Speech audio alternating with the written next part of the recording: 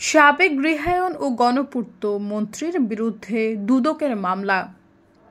ব্রাহ্মণবাড়িয়া ৩ আসনের সাবেক সংসদ সদস্য ও সাবেক গৃহায়ন ও গণপূর্ত মন্ত্রী র.আ.ম.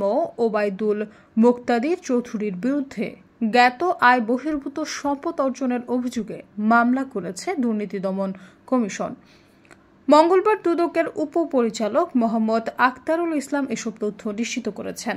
মামলার এজাহারে বলা হয়েছে, সাবেক সংসদ সদস্য ও সাবেক গৃহায়ন ও গণপূর্ত মন্ত্রী র.আ.ম.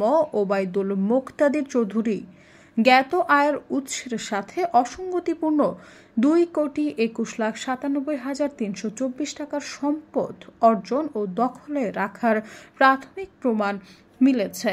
এছাড়াও তার নামীয় 6টি ব্যাংকের ব্যক্তিগত ও প্রতিষ্ঠানের নামীয় 8টি ব্যাংক হিসাবে মোট 24,89,71,653 টাকার সন্দেহজনক লেনদেনের করার প্রমাণ পেয়েছে দুদক।